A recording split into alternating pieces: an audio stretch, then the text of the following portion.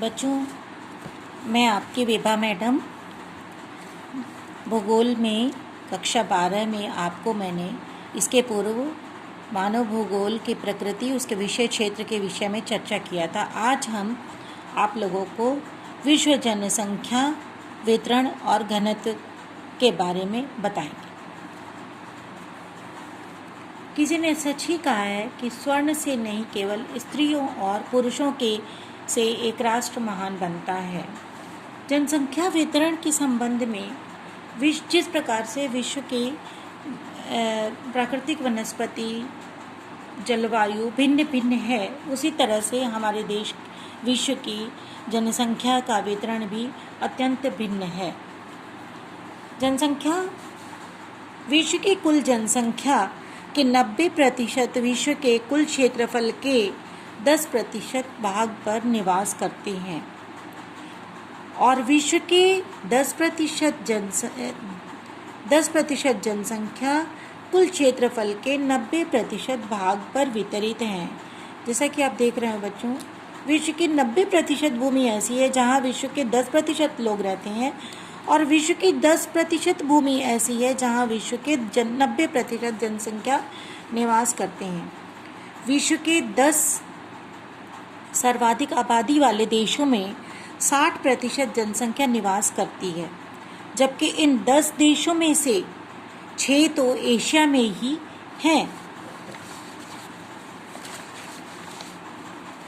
ये विश्व के 10 सर्वाधिक जनसंख्या वाले देशों में चीन, भारत, संयुक्त राज्य America, Indonesia, Brazil, Pakistan, CIS, Bangladesh, Japan तथा नाइजीरिया है। इन 10 देशों में 6 देश तो ऐसे हैं बच्चों जो एशिया में स्थित हैं। तो आप इनको देखकर बताइए कि वो 6 देश, एशिया के 6 देश कौन कौन से हैं। चलिए मैं 3 देशों का नाम बताती हूँ।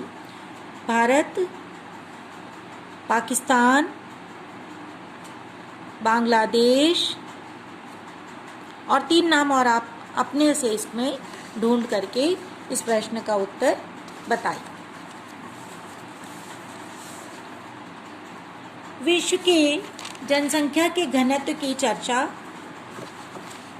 करते समय हम देखते हैं कि घनत्व का मतलब होता है घना होना।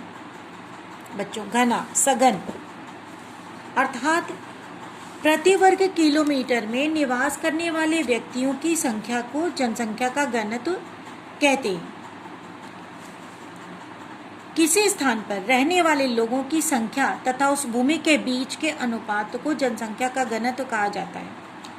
भूमि की प्रत्येक इकाई में उस पर रह रहे लोगों के पोषण की सीमित क्षमता होती है, अर्थात जितनी भूमि होती है, अगर उस भूमि की जो क्षमता होती है उसी के अकॉर्डिंग अगर वहाँ लोग होते हैं तब तो उनके मध्य बराबर का संतुलन है। किंतु भूमि और उस पर रहने वाले लोगों के बीच में अगर असमानता होती है, अगर भूमि और संसाधन जितनी है उससे अधिक वहाँ के लोग अगर रहते हैं तो दोनों के बीच में अनुपात बराबर का नहीं होता है। अतः लोगों की संख्या और भूमि के आकार के मध्य अनुपात को समझना आवश्यक हो जाता है। जैसे एशिया में विश्व की लगभग आधी आबादी है, जबकि जनसंख्या के हिसाब से संसाधन पर्याप्त नहीं है और बाकी आधी आबादी विश्व के 6 महाद्वीपों में वितरित है। तो जनसंख्या की घनत्व का सूत्र है जनसंख्या बटे क्षेत्रफल। अर्थात अगर जनसंख्या कुल 1.5 लाख है किसी क्षेत्र का और वहाँ का क्षेत्रफल है 100, तो वहाँ के जनसंख्या का घनत्व हो जाएगा 1500 व्यक्ति प्रति वर्ग किलोमीटर। तो इस प्रकार कुछ स्थान ऐसे हैं जहाँ जनसंख्या की कमी है, किंतु कुछ जगह ऐसे हैं जहाँ भूमि के हिसाब से 2 गुनी अथवा 3 गुनी जनसंख्या है। ऐसी जनसंख्या कौन सी हो सकती है बच्चों? जैसे एशिया के चीन है, भारत है, इंडोनेशियन कंट्रीज़ है। अब हम जनसंख्या के प्रारूप और जनसंख्या के घनत्व के क्षेत्रों की चर्चा करते हैं। जनसंख्या के घनत्व की दृष्टि से विश्व को निम्नलिखित 3 भागों में बांटते हैं। पहला भाग है अधिक सघन जनसंख्या वाले क्षेत्र। सघन जनसंख्या वाले क्षेत्रों में जिनका औसत घनत्व 200 व्यक्ति या उससे अधिक प्रति वर्ग किलोमीटर क्षेत्र में पाए जाते हैं। ये क्षेत्र हैं एशिया में गंगा, सतलज, ब्रह्मपुत्र, सिंधु, यांगत्से कियांग, मेकांग नदियों की घाटियाँ। जापान का औद्योगिक क्षेत्र, अफ्रीका में नील नदी की घाटी, यूरोप में पश्चिमी यूरोप की औद्योगिक पेटी जो फ्रांस से जर्मनी होती हुई रूस तक विस्तृत है, उत्तरी अमेरिका के उत्तरी पूर्वी औद्योगिक क्षेत्र। विश्व के इन भागों में जनसंख्या अधिक होने के कारण यहाँ कृषि तथा उद्योगों का विकास होना है। यहाँ पर अधिक जनसंख्या है जिसके कारण यहाँ पर उद्योग और कृषि का पर्याप्त विकास हुआ है। इसके अतिरिक्त अगला भाग है, दूसरा क्षेत्र है मध्यम जनसंख्या वाले क्षेत्र, मध्यम घनत्व वाले क्षेत्र, जहाँ पर जनसंख्या का घनत्व 10 से 50 व्यक्ति प्रति वर्ग किलोमीटर पाए जाते हैं। ये क्षेत्र कौन से हैं बच्चों? क्यों? यहाँ पर ये वो क्षेत्र हैं जहाँ पर कृषि होती है, किंतु यहाँ वर्षा कम होने के कारण सिंचाई के द्वारा खेती की जाती है। ये भाग हैं उत्तरी अमेरिका की मिसिसिपी नदी की घाटी तथा उसे लगी हुई पूर्वी यूरोप के देश और भारत तथा चीन के उत्तरी पश्चिमी भाग। मिसिसिपी घाटी, यूरोप के क्षेत्र और भारत के उत्तरी पूर्वी और चीन के भाग। तीसरा महत्वपूर्ण जनसंख्या के घनत्व का क्षेत्र है जहाँ पर प्रति वर्ग किलोमीटर में 2 या 10 व्यक्ति निवास करते हैं या नहीं के बराबर लोग निवास करते हैं। 2 से 10 के क्षेत्रों में एशिया, अमेरिका के घास के विशाल मैदान, यहाँ घास के मैदानों में पशुपालन तथा कहीं कहीं सिंचाई होती है। इसके अतिरिक्त जहाँ पर 0 से 1 या 2 जनसंख्या का घनत्व मिलता है वो क्षेत्र बच्चों वो हैं ध्रुवीय प्रदेश और मरुस्थलीय क्षेत्र। इनके बारे में बच्चों ये है आपका पृथ्वी, और पृथ्वी के दोनों ध्रुव हैं, उत्तरी ध्रुव, दक्षिणी ध्रुव, जहाँ पर वर्ष भर बर्फ जमी रहती है, सूर्य की किरणें तिरछी पड़ती हैं, अतः यहाँ जीवन बहुत दुरूह है। इसके अतिरिक्त भूमध्य रेखीय क्षेत्र हैं जहाँ वर्ष भर सूर्य की किरणें तीव्र सीधी पड़ती हैं, जहाँ पर अत्यधिक गर्मी पड़ती है और नियमित रूप से वर्षा होती है। तो यहाँ इन तीनों क्षेत्रों में जनसंख्या अत्यंत विरल है। अब हम आते हैं बच्चों विश्व जनसंख्या को प्रभावित करने वाले कारकों। विश्व जनसंख्या को प्रभावित करने वाले सबसे पहला कारक है भौगोलिक कारक।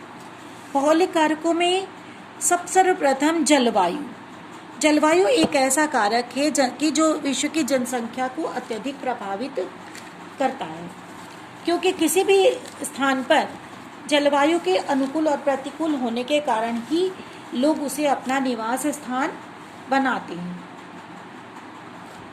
अगर स्वास्थ्यप्रद जलवायु है तो वो जनसंख्या को आकर्षित करता है। मनुष्य स्वभावतः वहीं रहना चाहता है जहाँ की जलवायु उसके स्वास्थ्य के और व्यवसाय के अनुकूल है। तो कर्क रेखा व 40 डिग्री उत्तरी अक्षांशों के मध्य शीतोष्ण कटिबंधीय क्षेत्रों में मानव ने सर्वाधिक विकास इसी कारण किया है, क्योंकि ये वे भाग हैं ना अधिक ठंडे हैं और ना अधिक गर्म हैं।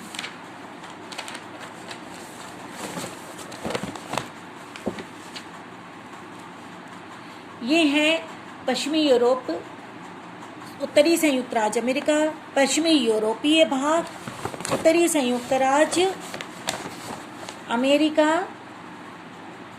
और भारत और चीन के घने बसे क्षेत्र। भारत और चीन के घने बसे क्षेत्र इस भाग में आते हैं।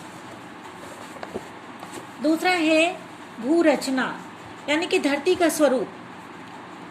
पृथ्वी पर पर्वत, पठार तथा मैदान 3 प्रकार की भू रचनाएं होती हैं।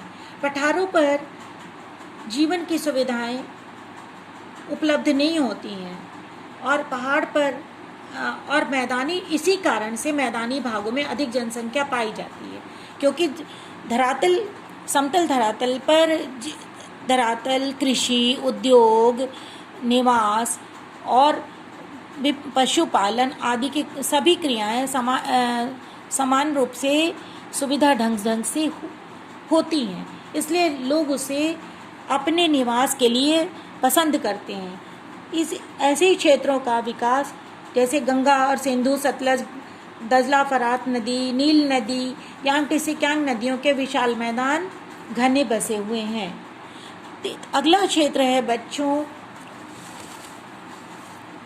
जल की उपलब्धता। आपको पता ही, अभी मैंने बात ही की है कि जहाँ जल नहीं होगा वहाँ जीवन नहीं होगा। इसलिए जहाँ जहाँ नदियों की घाटियाँ हैं, जल की उपलब्धता है, वहाँ लोगों की संख्या अधिक है, तो जल भी जनसंख्या के घनत्व को प्रभावित करता है। अब मृदा जहाँ पर मिट्टी उपजाऊ होगी वहाँ पर अधिक जनसंख्या निवास करती है। जैसे दोमट मिट्टी, नदियों द्वारा लाई गई जो मिट्टी होती है उसका मैदान समतल भी होता है, उपजाऊ भी होता है। तो उत्तरी भारत में नदियों की घाटियों में सभ्यताओं का विकास हुआ है, जहाँ की मिट्टी उपजाऊ है। उपजाऊ मिट्टी के कारण लोगों के भरण पोषण, कृषि, पशुपालन, परिवहन, संचार और सभी सुविधाओं के कारण वहाँ पर अधिक जनसंख्या निवास करती है।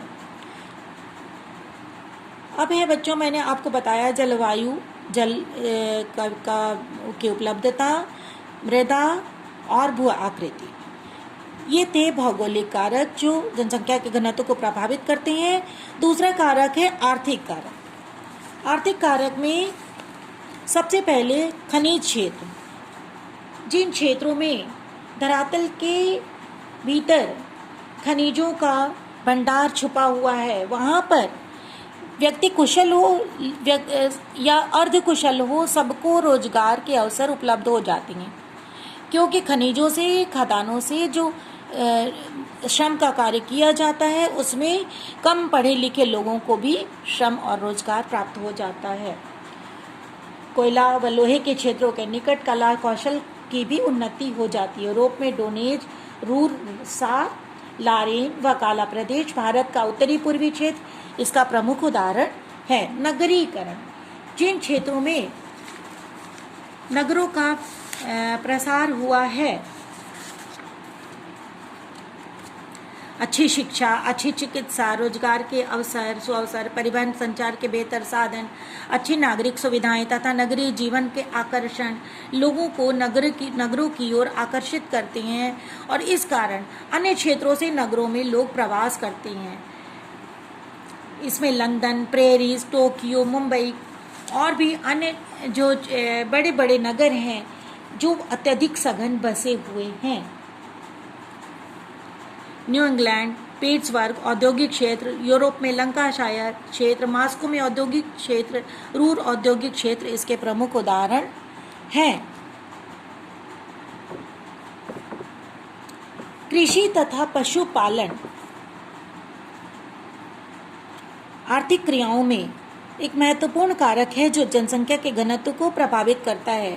जिन क्षेत्रों में कृषि होती है, पशुपालन होता है, ऐसे क्षेत्रों में कृषि से संबंधित उद्योगों का विकास होता है। ऐसे क्षेत्रों में पशुपालन से संबंधित उद्योगों का विकास होता है, जिसमें चीनी उद्योग है, सूती वस्त्र उद्योग है, पशुपालन से संबंधित उद्योग है, मांस उद्योग है, अंडा उद्योग है और विभिन्न प्रकार के पशुओं से संबंधित उद्योगों का विकास होता है। तो ऐसे क्षेत्रों में भी जनसंख्या का घनत्व होता है, किंतु यहाँ पर प्रायः जनसंख्या का घनत्व चारागाह क्षेत्र अच्छे न होने के कारण मध्यम जनसंख्या के घनत्व वाले क्षेत्र हो जाते हैं। तो Argentina, Spain, Pampas, Paris, Tibet तथा मध्य एशिया के क्षेत्र इसके उदाहरण हैं। अगला है परिवहन के साधन। जलवायु तथा जीवन निर्वाह की सुविधाओं की उपलब्धता के बाद परिवहन के साधन किसी क्षेत्र में जनसंख्या के घनत्व पर भारी प्रभाव डालते हैं। जिन स्थानों अथवा क्षेत्रों में यातायात के साधनों की सुविधा प्राप्त होती है वहाँ जनसंख्या घनी पाई जाती है। विश्व की घनी जनसंख्या वाले शहर London, Paris, Tokyo, Chicago, Mumbai, New York, Kolkata, ये तथ्य है कि विश्व की 1/10 जनसंख्या 100 से भी कम बड़े बड़े नगरों में निवास करती है। इसके विपरीत परिवहन की सुविधाओं के अभाव में पहाड़ी प्रदेश, जंगल क्षेत्र, साइबेरिया, दक्षिणी भारत, ऑस्ट्रेलिया का मध्यवर्ती भाग, भारत के राजस्थानी क्षेत्र कम घनत्व वाले पाए जाते हैं। अब है बच्चों सामाजिक और सांस्कृतिक कारक। जनसंख्या के जमाव पर कई अभौतिक सामाजिक कारकों का भी प्रभाव देखने को मिलता है। जिन स्थान पर अच्छे शासक के कारण लोगों को सुरक्षा, जान माल की सुरक्षा रहती है वहाँ पर जनसंख्या के घनत्व अधिक होते हैं। जहाँ शांति होती है, जहाँ के व्यवस्था अच्छी होती है वहाँ पर लोग अधिक रहना पसंद करते हैं। लेकिन जो क्षेत्र देश की सीमाओं के पास होते हैं, सीमावर्ती क्षेत्रों में होते हैं, वहाँ पर जान और सुरक्षा का अभाव होता है, तो इसके कारण वहाँ पर जनसंख्या का घनत्व कम पाया जाता है। इसके अतिरिक्त दिल्ली या विभिन्न राज्यों की राजधानी जैसे लखनऊ है, हैदराबाद है आदि, लखनऊ आदि जो राज्यों की राजधानी है, तो उन क्षेत्रों में विभिन्न प्रकार की राजनीतिक गतिविधियां होती हैं। वहाँ विभिन्न राज्यसभा, लोकसभा इत्यादि होता है। तो ऐसे क्षेत्रों में भी राजनीतिक गतिविधियों के कारण जनसंख्या का घनत्व अधिक पाया जाता है। और कुछ ऐसे क्षेत्र होते हैं जहाँ पर झगड़ा, लड़ाई, अशांति, राजनीतिक अशांति होती है, तो ऐसे क्षेत्रों से लोग प्रस्थान कर जाते हैं, वहाँ पर जनसंख्या के घनत्व कम होते हैं। इसके अतिरिक्त संयुक्त परिवार प्रथा, बाल विवाह जैसे सामाजिक कारण भी जनसंख्या के घनत्व बढ़ाने में सहायक होते हैं। तो बच्चों इस प्रकार ये आपके विश्व जनसंख्या के अंतर्गत आपने जनसंख्या का वितरण, उस जनसंख्या का घनत्व को प्रभावित करने वाले कारकों को पढ़ा है। और इससे संबंधित नोट्स बच्चे मैंने आप लोगों को भेज दिया है, इसको आप लोग लिख करके याद कर लीजिए। धन्यवाद।